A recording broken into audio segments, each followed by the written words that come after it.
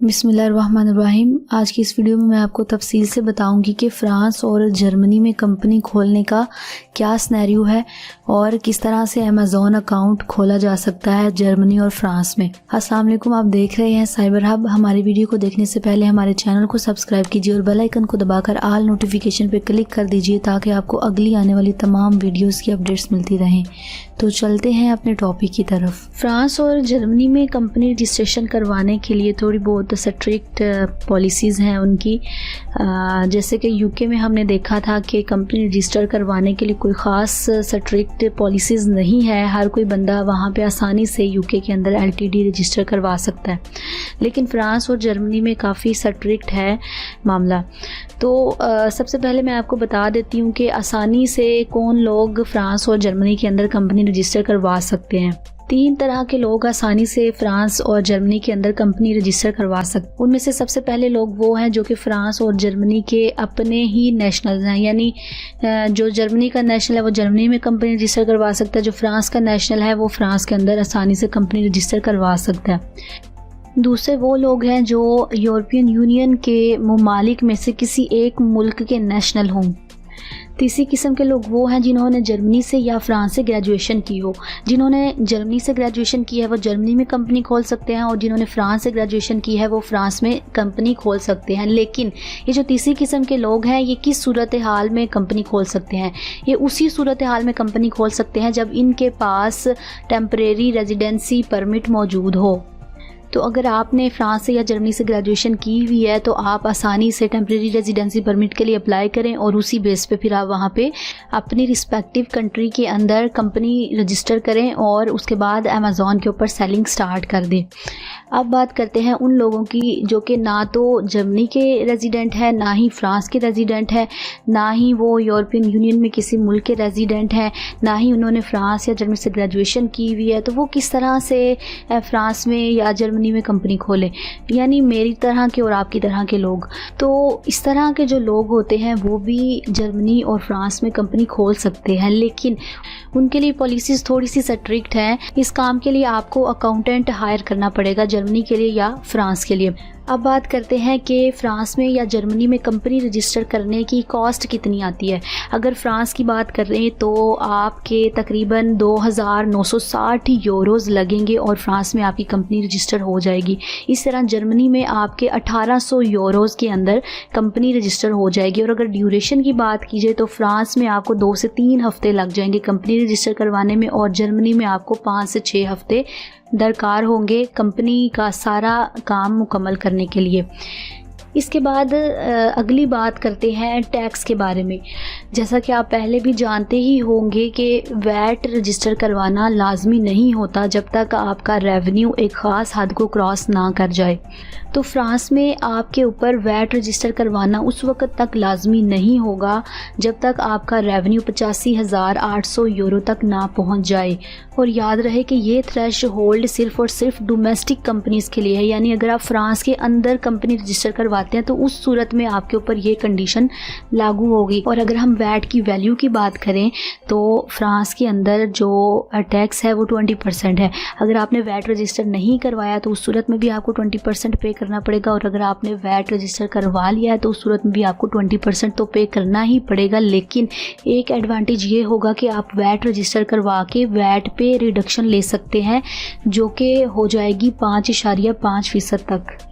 इसी तरह अगर जर्मनी की बात की जाए तो जर्मनी के अंदर भी आपके ऊपर वैट रजिस्टर करवाना उस वक़्त तक लाजमी नहीं होगा जब तक आपका रेवेन्यू 22,000 यूरो को क्रॉस ना कर जाए। और अगर आपका रेवेन्यू 22,000 यूरो से कम है तो फिर उस सूरत में अगर आप चाहें तो वैट रजिस्टर करवा लें, और अगर आप चाहें तो वैट रजिस्टर ना करवाएं।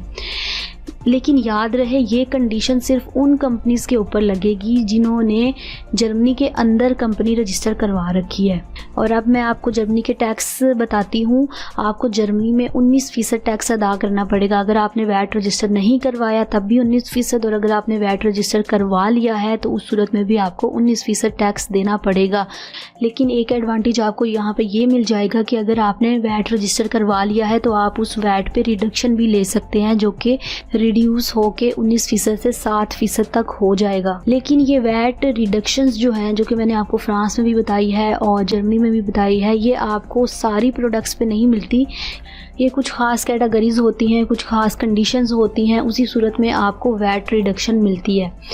ये सारी जो मैंने बातें की हैं, ये मैंने आपको एक ही सिनेरियो के हिसाब से बातें की हैं कि जब आप फ्रांस के अंदर या जर्मनी के अंदर कंपनी रजिस्टर करवाते हैं तो उस सूरत में आपके ऊपर क्या क्या लायबिलिटीज़ होंगी।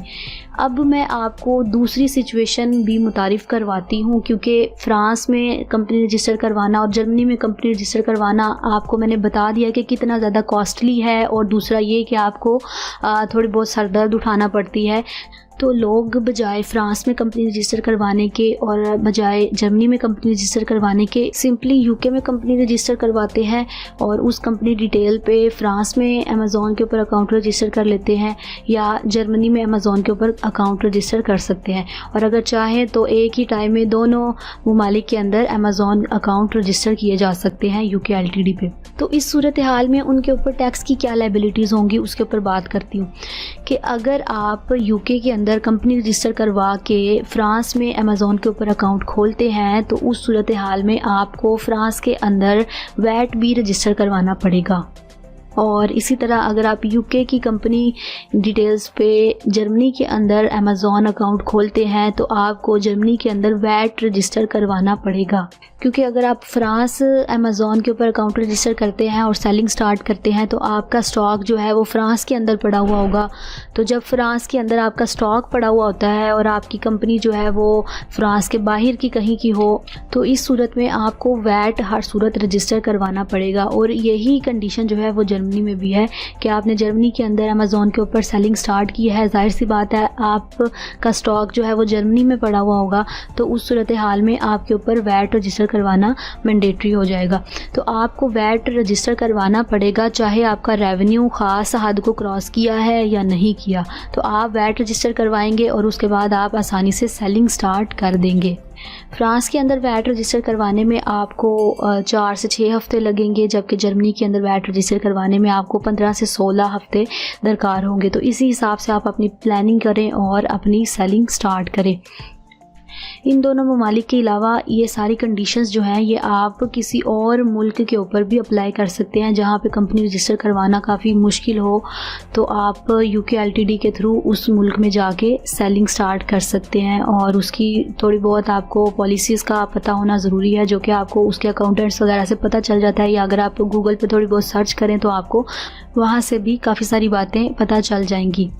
अगर आपको कोई भी क्वेश्चन पूछना है तो आप कमेंट्स के अंदर ज़रूर मुझसे पूछें। इतनी मालूमाती वीडियो बनाने के बाद लाइक तो बनता ही है कि आप मुझे लाइक दें, मेरी वीडियो को शेयर किया करें अपने फ्रेंड्स के साथ। और अगर आपको लगता है कि कोई बात मेरे इल्म में नहीं है तो मुझे ज़रूर कमेंट्स में बताइए। अगर कुछ पूछना है तो वो भी पूछिए। नेक्स्ट वीडियोज़ में मैं आपको होलसेल प्रोडक्ट हंटिंग की सारी टेक्निक्स बताऊँगी। जाने से पहले मेरे चैनल को सब्सक्राइब कर दीजिए, बेल आइकन को दबाकर ऑल नोटिफिकेशन पे क्लिक कर दीजिए ताकि आपको अगली आने वाली तमाम वीडियोज़ की अपडेट्स मिलती रहें।